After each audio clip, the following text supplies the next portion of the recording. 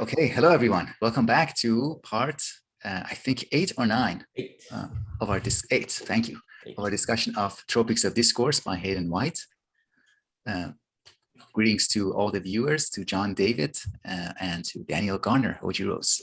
Good to be back with you. We are discussing essay number 8. So it is technically on episode number 9 because we had an introduction in the beginning. And the title, the title of this essay is The Noble Savage Theme as Fetish.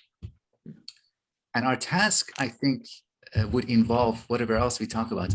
Our task would involve addressing fetish, what fetish is, how it functions, and what is the relationship between fetishization and a concept like noble savage. What is the meaning of noble savage concept? How it appeared, what was its place within culture, how it functions, and what it did and what it didn't do, what it failed to do. So Hayden White has a moment where in this essay he says, noble savage, we could see it as the nobility of the savage. So something that is being attributed to a kind of status that is being given to the wild person, the natives, or the people who are beyond civilization as we know it. So we are attributing nobility, or it could be kind of an attack on nobility, that we are kind of diffusing or deflating the concept of nobility by adding the savageness to it. All right, so I'll leave that as the introduction. Who would like to continue? John, Daniel? I'll go next. So I guess to address the three, and there are three, it's a tripartite definition of fetishism. A fetish is something that we imbue with magical or spiritual power. That's sort of a primary definition. A secondary definition would be that the third one is, the second one is that it has extravagant or irrational devotion, or in other words, I think he's trying to say that it has a lot of explanatory power. We look for it to explain a lot of things in our lives. And the third one is maybe the most colloquially used one, the pathological displacement of libidinal interest and satisfaction to a fetish. So like a sexual fetish. He doesn't really talk about that one in the essay. I sort of read this a bit quickly this afternoon, but I didn't notice him honing in on that.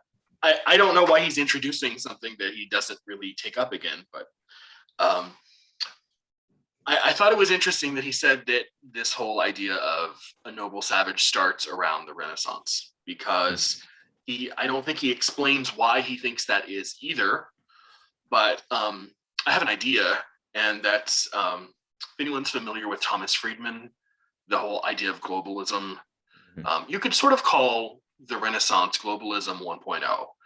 It's this first time in human history where we have people leaving their cities and their countries and starting to meet other people who have other habits, other cultures, other languages, starting to bump into neighbors who don't exactly seem like themselves.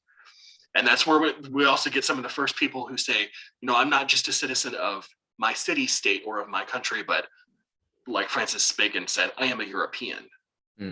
I am a man of my entire continent, not just England. Or going back, who said it? Horace, 2,000 years. I'm a man of the world, even. But so you get people bumping into one another, communities that otherwise wouldn't have experienced one another meeting.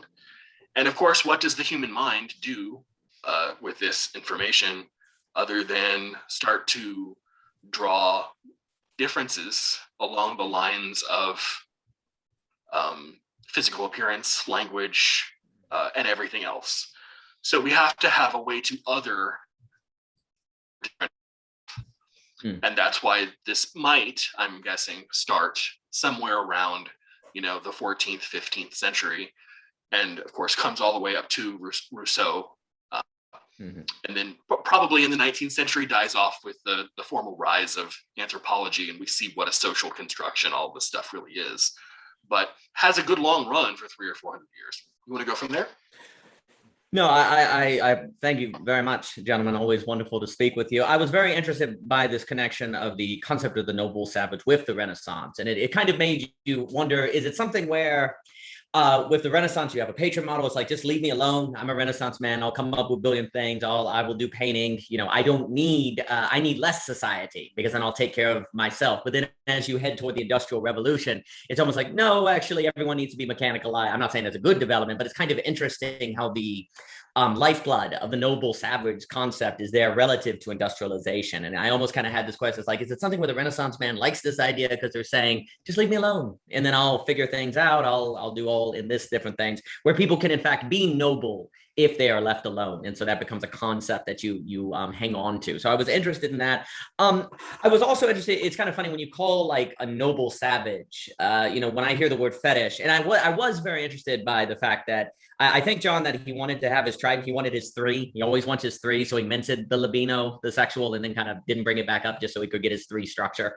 But there is something about how a fetish is something that you simultaneously want, but you also kind of want to hide and deny that you want. And you have this very interesting relationship with it. So likewise, when you say, oh, it's a noble savage, then there's an othering that's taking place, which is, but no. We're othering them and maybe controlling them or sort of binding them in a certain social structure to study them because they're noble. And we want to understand them and we want to be like them. So there's this kind of act that's going on where you're fetishizing, you're having it have certain functions and you're thinking that you want, but it's by making it a noble othering, then you can kind of convince yourself that that's not what you're doing. You know, it's more of an honoring thing, even if there's a degradation that's occurring. So, and that's also what's always interesting with fetish as well, right? Like there's something about fetish that has this kind of derogatory language to it. It's a fetish. It's kind of, but then it's simultaneously something people want to do.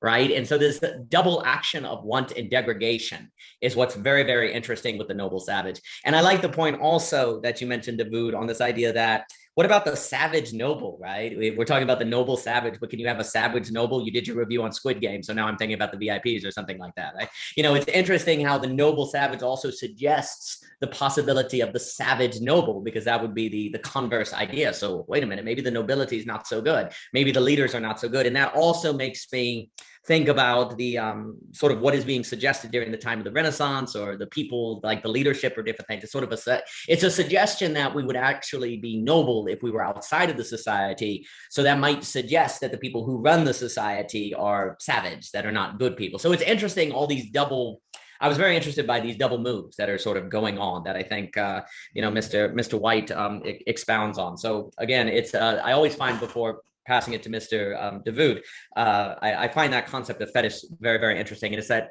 complicated relationship of it being simultaneously something derogatory, something not good, but also something that you want, that has this very interesting function. Thank you.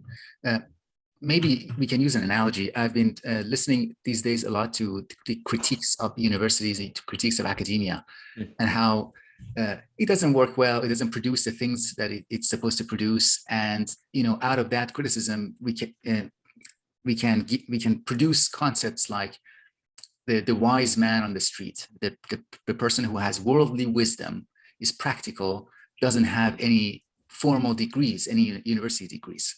So that kind of is analogous to the society level concept of a noble savage. The idea is that the noble savage doesn't have to refer to anything in reality, doesn't have to refer to anything.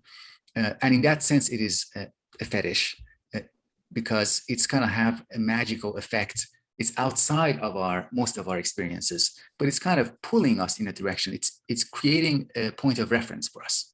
And one of the things that Hayden White refers to, like that one of the functions, is that people who use the concept of a noble savage, they want to bring maybe more equality. They want to say that, hey, aristocrats, the official nobility, you are not, you don't inherit all the things that you have. You should share what you have with other people, or other people should enjoy the same benefits and privileges that you are enjoying. And then the point of reference in that scenario is the kind of person who is completely outside the Native American at that time in the 18th century. And so once that is established, then I can say, let's say I'm an average European middle-class person. If it is established that the person that I call savage has nobility, then it is for sure that I have also nobility in me. So it is something that ultimately, the function of noble savage is that it is something that I'm referring to that is inside me, not outside of me. Even though I am talking, the discourse is on the surface about things that I'm talking about outside, people in relatively primitive societies and forms of life. But the function of it is that I want something for myself. I want my society to move in a direction where I can share some of the privileges of the aristocracy, of the nobility.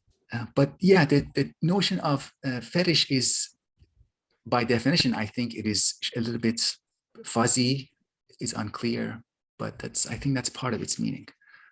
I think by the time I got to the end of the essay, I think he might have been trying to say something more like the romanticization of the noble savage, not the fetishization. Because when I think of fetishization, I think of, well, like Freud, and I think of like heavily psychological, like psychoanalytical traditions. Right. And he didn't really bring that in here. Maybe he had a chance to write a longer essay, or maybe it's somewhere else. I don't know. But I think romanticizing would have been maybe more of an accurate word. In his defense, he's making a reference to, I think, Marx and Marx's commodity fetishism. So yes, yeah, that's true too. Yeah. About how gold is the actual thing with value, but we use money, which is inherently valueless, to stand in for gold. Yes, that's true. I have to say, I didn't follow that metaphor all the way through to the discussion of the noble savage. Did anyone else make that connection? Daniel, you look like you're caught in the headlights over there. Oh, well, I thought what he was trying to say with it is this sort of idea that the noble savage is a stand-in for value, almost like a samokari. Like it's a stand-in that doesn't actually have something backing it. It's almost like money without gold. So that there's this noble savage, there's this concept that becomes a organizer of values, but there's not actually anything. It's a imitation without an original almost. I guess that's a samakra, if I always get those Baudrillard terms correctly. That's how I took it with fetishization. I think that's actually a really good point, John, on the idea that it's almost closer. He is referencing Marx, but the way he talks about it is closer to romanticization, because, like you said, when I hear fetish, the third definition he brings up with the libido that gets into the psychoanalytical. That's what I think about. So I think that's very fair, and I think kind of considering this in terms of romanticizing is a better way to put it. I agree with that. Mm-hmm, mm-hmm. And even the whole idea of a fetish as sort of this object that over determines the world, that you can go to it and look for an explanation of anything. You can pray to it, and it tells you why it's not raining. It tells you why your last child was miscarried. It tells you why the crops failed. It tells you everything, right? That's sort of a very sort of a primitivist, what we associate as a primitivist mindset that relied on fetishistic thinking and magical thinking. So that's kind of where I was going to. Right. But, yeah. Well, to that point, not to interrupt, it kind of, I was reading and kind of thinking about, they talk about the God of the gaps, you find a mistake and you put God in there. Likewise, it's like, okay, we have a gap in our social order, noble savage, put it in there. It's like the explanation of the gaps. Mm-hmm. And that's kind of, that's kind of how I started envisioning. I was reading. It's like, oh, the noble savage, you have a gap in the structure of your society, but just put it in the noble savage and you're good to go. That's a way that I thought about it. Mm-hmm, mm-hmm. Again, going back to Marx, the way he talked about commodity fetishism is fetishism is a kind of logic. It's a kind of game in which status of something is more important than the thing, the qualities of the thing itself. So, for example, the fetishization in everyday life, like before we started recording, I talked about Murakami's novel, A Wild Sheep Chase, and the characters in that, there's a couple in that novel, a boy and a girl, and the boy is really attracted to the girl's ear. So the ear is fetishized in that scenario, and he doesn't know why the ear draws him in. It's like it's so elusive, and the attraction to the ear is almost like overpowers the whole relationship that they have. And part of that fetishization quality is that it always promises more. It's kind of like the promise of commodity. If I just have a lot of books, doesn't matter if I don't read them. It's just having them. That's the aura of commodity. The aura of possessing more and more books itself is like that magical quality of the ear, the magical quality of the books, and the magical quality of the noble savage. There's something about it that promises a kind of salvation, a kind of solution, a kind of ultimate definition of what it is that who we are, human nature, the sources of human conflict, because the noble savage is lost, the noble savage is corrupted, and so on and so forth. So I'm more comfortable with the logic of fetish. I think it does work. It does useful work compared to going with romanticization. But I also see your point. No, it made me think about, there's a Japanese writer, horror writer, Inato, I can't think of his name, but he has this thing about, it's like a spiral. It's a manga series about this spiral on this town, and everyone sees the spiral and it kind of draws them in, and they're obsessed with the spiral in the ear, the spiral of the shape, and the hurricane, all these different things. It's pretty crazy because usually like horror, stories or whatever, it's like a killer or something like that. So this whole thing is basically about this collective fetishing of a spiral shape, and it's pretty wild, and it's actually quite brilliant of how it operates. And yeah, I think on this idea of the fetishization, where you lose sight of what it actually is, it just becomes something enlarged, something bigger than actuality. Like money becomes kind of bigger. The commodity, like you say, it's like in Marx, it's like you're not even seeing the thing anymore. It's the idea of the thing has overridden what it actually is. And so likewise, what ends up happening, the noble savage, it only grows beyond. It's like, well, what do you mean? Like, what is a savage? What is a noble savage? Putting those things together, it's like it doesn't matter. The idea has this way to, well, it's really interesting because it literally does have organizational principles. Like it can be this thing that doesn't, it's not actually there, and yet people's lives can be shaped by it, and society can be shaped by it. I think if we take the noble savage seriously, it actually, in this conversation, we've talked a lot about how, one, fiction can be true, even if it didn't happen, and how fiction can organize lives, that it actually matters very much. Well, this right here shows you that fictions, stories, even if they're ultimately a fetish, organize people. People organize their lives around these things, and that stories have this power. So again, I'm always interested, I've been interested in how this, when I was reading this essay, how it connects to the larger arc of the importance of literature. And not that we have to get into that, but I think this suggests, with the power of fetish, suggests how powerful stories are. And if we're trying to save history, and if you're trying to get people to go back into historical studies, then again, this is just that's all the more reason to embrace the truth that history is actually done right when it is considered literature, because you can't make it a science without it being a chronicle. And we talked about all those problems. And then you could even say that if history does not structure itself more literary and thus tap into the power that a fetish or a story can have, well, something else is, some other idea will be, rather it be capitalism, money, rather it be the noble savage, something else is going to be the organizing principle of society. And if it would be nice if history had that role, because that would be something that we all shared, maybe something that we could learn of, but instead maybe it could be an earlobe though. It's almost like if we don't have history be literature, then well, it'll be an earlobe or some sort of creepy spiral that is going through the town or something like that. Mm-hmm. Well, as far as it being sort of a self-serving construction, he says in the beginning of the essay that let's totally ignore for the fact right now that it is a self-serving construction, and let's look at it like social scientists, let's look at it like cultural critics or anthropologists, and let's just look at the fact that it exists and that people use it as a logic. Yeah. And from there, we can look at internal inconsistencies. We can look at how it functions. But to just say upfront, it's false, therefore we dismiss it, completely misses the point.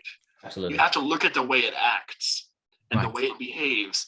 That's what tells you so much more about the society and the people that use it than simply whether it's true or false. Mm-hmm. Mm-hmm. The kind of practices that it supports. Yeah. Yes. Go ahead, Daniel. Well, I was just going to say, no, that I think, one of the phrase that we do a lot of work based on is this idea that the true isn't the rational, is the idea that what you believe is true is what constitutes what's rational. If you think it's going to rain today, it becomes rational to bring an umbrella. But let's say it doesn't rain. Does that mean you were irrational? No, you were very rational relative to what you thought was true. It just happened to be the case that you were wrong. So you can be rational and wrong. One of the things that has really hurt our thinking, and this would just be an example of it to John's point, is the conflation of true and rational. We say, oh, well, if it is not true, the people were therefore irrational, and therefore we don't have to think about it. Therefore, it's not worth an object of study. And there's a kind of othering that's going on. That's almost saying that they're savages. You know, they're kind of savages. They believed in the noble savage, therefore they themselves are sort of othered in that very belief. Well, then, one, we're suggesting that we couldn't make that mistake. Two, we're suggesting that kind of in a way true is rational, which is so then all we have to do is be rational and then we'll be true. And then you can get the tyranny of instrumental rationality and autonomous rationality that, you know, the dialectics of the Enlightenment Adorno and Horkheimer talk about in different things. So it is very critical to sort of understand that. Well, and it also goes to show you that you have to operate according to some idea of what people are like, what your origin is, some history, some sort of idea of the identification of the other. You can't just leave the canvas blank, if you will, because you have to have an idea of what they're like to determine if you're going to go meet them, if you're going to interact with them, you know, what kind of people they are. But so you're going to create some sort of narrative. And then what is rational will be relative to that narrative you create. And if you don't realize that's going on, then you'll just assume that you're right because you're rational and you won't correct it as new information comes on and says, well, I was doing the best I could at the time with the narrative I have, but actually I am now seeing how the concept of the noble savage causes trouble. We talked about colonialization last time, or how it's used to justify an entire philosophical program that might ultimately be erroneous. But if you conflate the true and the rational, then you won't ever have the correction step. In fact, you'll just push harder. As the evidence works against you, you'll enter into various forms of cognitive self-deception to make it fit. Mm-hmm. I thought maybe we can read this key passage from page 194. It is towards the end of the second paragraph on this page. I think this is where he gets most explicit about his criticism of that narrative imposed with the help of the noble savage idea. So I'm reading, the claim to nobility was meant to extend neither to the natives of the New World nor to the lowest classes of Europe, but only to the bourgeoisie. That this was so is seen in the fact that once the middle classes had established their right to a claim to the same humanity as that formerly claimed only by the nobility, they immediately turned to the task of dehumanizing those classes below them, in the same way that in the 17th and 18th century, Europeans in general had done to the natives of the New World. So I don't know, it's kind of like the misuse and betrayal of the noble savage. If well, human psychology, I guess, is unable to escape itself, right? I mean, you learn a lesson and you think that it's learned, and then you go around and you repeat exactly the same behavior. Maybe it wasn't learned. I mean, maybe it wasn't learned, but it's interesting that when you see the rise of, you know, the I guess the petite bourgeoisie in the late 18th and early 19th century, you know, the people that are just barely able to, you know, keep these little shops open and do better than starve. No, I would certainly agree with that not learning pattern, but it is, I think, more if we take it's more on a cultural level, but that's the violation is done in the name of something noble. I mean, that is the tragedy of it, is that we move forward with new aggressions, but our new aggressions are done with in the name of principles and in the guise of values that we are holding, apparently. So.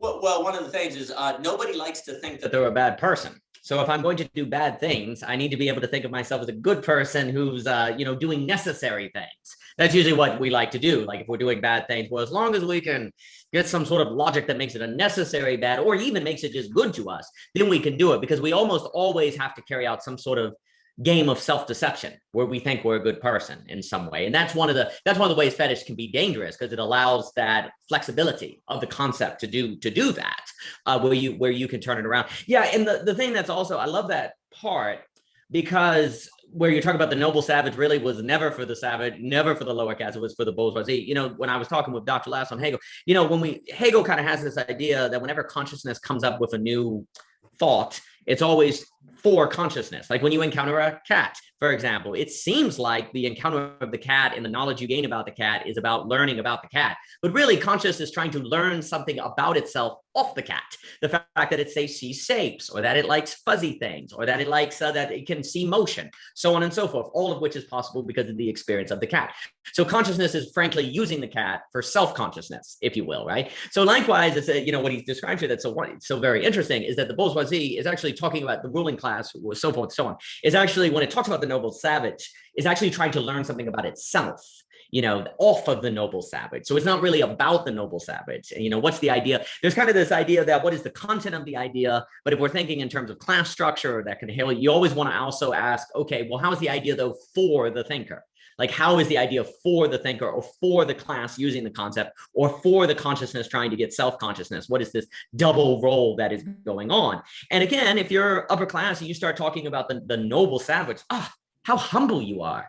You think the savages are noble. How humble that you would do that.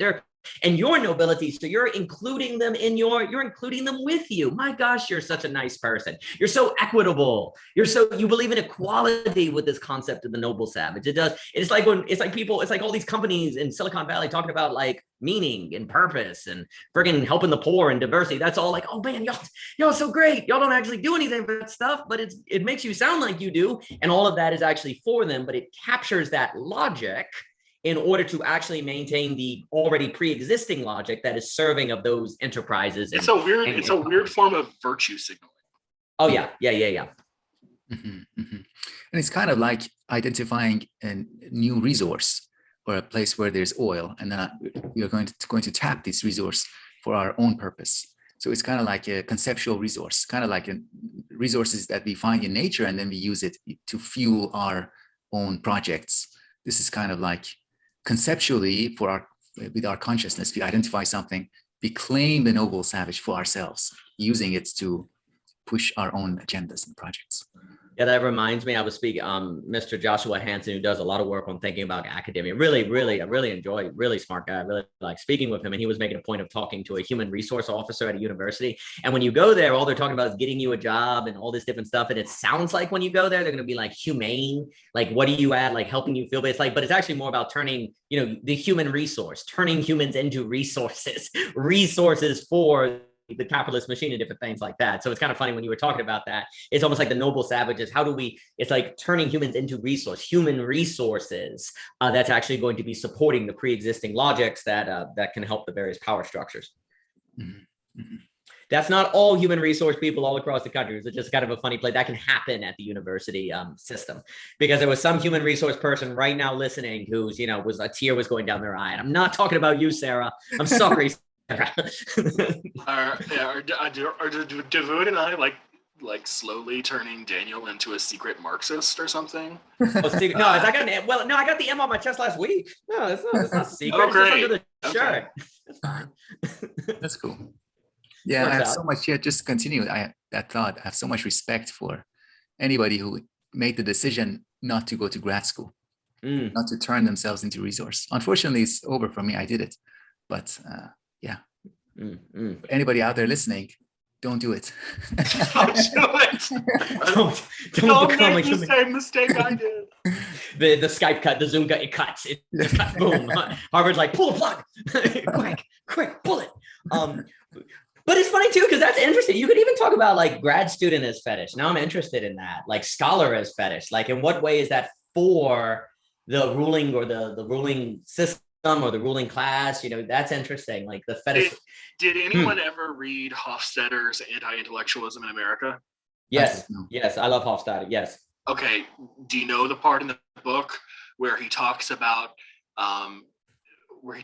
Dewey? It's not one of the parts that immediately pops to mind because it doesn't seem anti-intellectual, but he's talking about Dewey, and around 1900, 1910, 1920, you start to see the rise of instrumentalism in American education. So you see mostly offered to young girls, for example, home economics, not math or physics or literature or history, but something that helps you live, something that you can take out into the world and use. Something that you get, something that's pragmatic, right? We started to see this shift from being, taught Latin and Greek and English and French mandatory, maybe not French, but the other three certainly. I mean, don't think about applying to a school without knowing English, Latin, and Greek, right? And then over about a generation or two, you start to see kind of a softening of education. And he sees it. He comes really close to saying it, but he almost can't convince himself to say it, is that education is becoming a tool of how to consciously shape minds for mass use. Mm. Wow. And he said this 60 years ago, which I just thought was crazy. But he's it kind of reminded me of what you were saying. Mm-hmm. Well, let's stop the recording, because I think we are done with our discussion of the 8th essay. Well, I wanted to say one thing, really quick. I'll edit out the part I said. And then I would be curious. Not done. 2 minutes, I promise. If anyone else is interested in more than sort of a very superficial distinction that I'm going to draw here, he introduces the distinction between this kind of noble savage in two ways. He says that we can other in two ways. One is a way of a contiguity, which is just that people basically have brute physical differences, and that when they are in physical proximity to one another, they don't see the savage as being anything like them. So they want to, basically the only answer is to exterminate them. Or there's this much more sort of tolerance-driven view of the other, which is continuity, which is has Christian and Neoplatonic traditions, which sees the noble savage as not fundamentally ontologically different, but maybe just a few steps away from you. Of course, under you. But if you proselytize to them, and if you maybe teach them Spanish, or now we would say English, and teach them how to be good Christians, they can be just as good as us. Right? Right. That's the continuity way. I mean, it's sort of like a works by step. Did you get anything out of the two? Other than continuity would probably be more acceptable than mass genocide? No, I thought that was a really useful distinction. It also made me think back when we were talking about how this movement from the savage being externalized, they're out there, you can tell, you can see them. It is thus less existential because you don't have to worry about being one of them, as opposed to flipping and saying, well, people, we're all on the same ontological gradient, if you will, but some people can be behind. Well, that can lead into existentialism, because I would suggest that you could fall behind, or maybe that you could go back, or that there might be some people ahead of you in different ways culturally. So I was also wondering if there's something about that with the ruling class, because it's almost like if there are these people from across the frontier that it's on the same gradient you, but they're a few steps behind. It also on the other side could have the fun with the nobles are a few steps ahead, but you can get there. You really can't, because they always make you can't get there, but they're actually just like you because they're still on the same gradient as you. So, they must have worked harder or something like that. And then, so I also was kind of interested on thinking about it the other way, and does it function for the upper classes in different ways as well? But I really like that distinction, because I thought it did frame the different ways that people do the othering. Mm-hmm. He mentioned, I just want to say one last thing. He mentioned in the essay at one point, the time in history in 1550, 1551, the debate at Valladolid in Spain, which is where you had this huge debate, I think at the behest of the Pope. He brings two defenders of these basic ideas together. One is, do people, it was a debate about slavery. And should we be turning the Indians of the New World into slaves? And to support the idea, he got this Spanish humanist by the name of Sepulveda. And to argue against turning the Indians of the New World into slaves, he got a Spanish bishop. So you get this new thinking, right? This 15th century Spanish humanist who has humanist values and has put the human at the center of the world, and is all about, when you think about the values of humanism, you think probably about dismissing slavery out of hand. And here's the Spanish humanist who defends it vigorously. And here's Bartolomeo de las Casas, who is arguing against slavery as a member of the church. That was interesting. Well, I think that gets into, we were talking about fetish as a sort of narrative in which a rationality can be operating within. I mean, there you can fetishize the humanism. There can be a kind of fetishing of the human. We're really smart. We have a rationality. We can sort of determine these things. But again, you can still be susceptible of falling into these mistakes, because what defines your category of human? And is that a rational act by which you determine that? Is that based on experience? Is that based on borders or different things? Because if you define human as X and this person is Y, well, yeah, you can turn them into a slave and still actually be against mistreating human beings because they're outside the category. Racism always has this problematic self-concealing to it. So, for example, if I'm a racist and I think Native, Indians are not human, well, then in that very act, I make them not human, and you can't be a racist towards something that's not human, so you're not a racist. So there's this concealing that sort of occurs in that act, that's really problematic. That's why, in a sense, racists are never racist, because you can't be racist toward an animal. So once you turn a human into an animal, it kind of conceals itself. So that's why being aware of these operations of fetish, or how these categories do your thinking for you, and then you're super smart, but you're super smart within the category, but then you end up supporting slavery, because the category itself excludes certain people from consideration. But in that exclusion, the fact that you are doing that exclusion is invisible to you, because they are disqualified from being in the category. So you're not excluding them because they're not in the category. And so those kind of complicated action, those kind of complicated moves are so critical to pay attention to. Yeah. We can have the best values and then have our little secret exceptions to the values. That's right. And the exceptions are important because they come into play in the most critical situations. Oh, yeah. And then you're extremely consistent within your values, and you've never contradicted your values. But of course, they're all concealed here, and all the exceptions are out there. And you're consistent and a perfectly moral person, because these are not allowed into the system to unveil to you that you're not as moral as you thought. And those are the complicated. Well, and that's why having these categories of thinking, oh, I'm a good person, I'm a bad person, or these, that kind of simplicity is so problematic, because it's so easy to create a logic that would make it to where you're a good person simply by matter of not including any of the bad stuff in your system that would unveil you as not being a good person. The road to hell is paved with many miscategorizations. Yes, absolutely. If I could say it. Excellent. All right. Thank you very much. Daniel Garner, Oji Rose, John David. Until next time.